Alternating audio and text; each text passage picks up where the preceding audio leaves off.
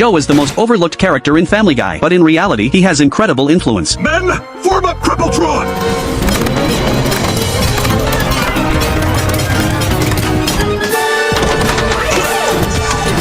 While the Griffins were cleaning the house, Quagmire found an old gold coin in the carpet. Brian immediately recognized it as a commemorative coin from over a century ago. It was worth about $50,000 today. Peter quickly exchanged it for cash. The smell of money made Peter feel amazing. At that moment, Lois remembered a dream they had before getting married. They had always wanted to open a restaurant together. Now they finally had the money to make that dream come true. Not long afterward, Peter's restaurant was finished. He was determined to make it the coolest place in town. After the grand opening, Lois worked as a waitress. Stewie became the head chef.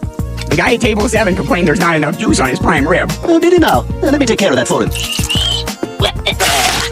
Tell him bon appetit, douchebag. After running the family business for a week, Brian totaled up the finances. He discovered the restaurant was losing money fast. There simply weren't enough customers to cover the costs. That night, Peter told Joe about the problem. Joe suggested bringing his friends to make Peter's restaurant their new hangout. Sure, that's a great idea. Fantastic, we'll see you tonight. Peter got so excited at the thought of a bunch of cops eating at his restaurant. He could barely contain himself, but when they finally arrived, he realized the friends Joe meant were a group of wheelchair users. This was nothing like the cool restaurant Peter had imagined. Whoa, Joe, I thought you were bringing your cop friends over. What are all these parallelograms doing here? You mean paraplegics? These are my friends, Peter. Come on, guys, let's eat. Even though they didn't need chairs to eat, and they ordered plenty of food every day, Peter was still unhappy. More than making money, he wanted his restaurant to become the hottest place in town. But because it mainly served people with disabilities, Peter's restaurant ended up making the news. After seeing the report, Peter wanted to shut the restaurant down even more. The next day, when Joe came to the restaurant, Hey, Peter, we're here for dinner. Oh, no, you're not, Joe. We have a new policy. Can't you read the sign?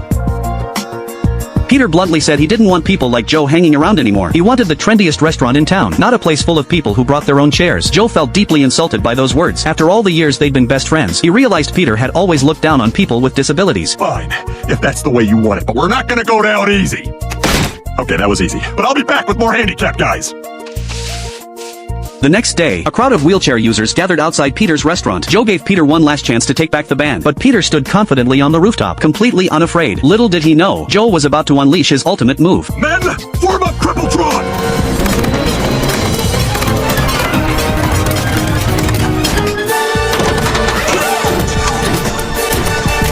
Using the sheer size of his machine, Joe tried to crush Peter. Fortunately, Peter dodged attack after attack with slick footwork, but he never expected the wheelchair mech to fire anti-air cannons. Each blast pushed Peter closer and closer to disaster.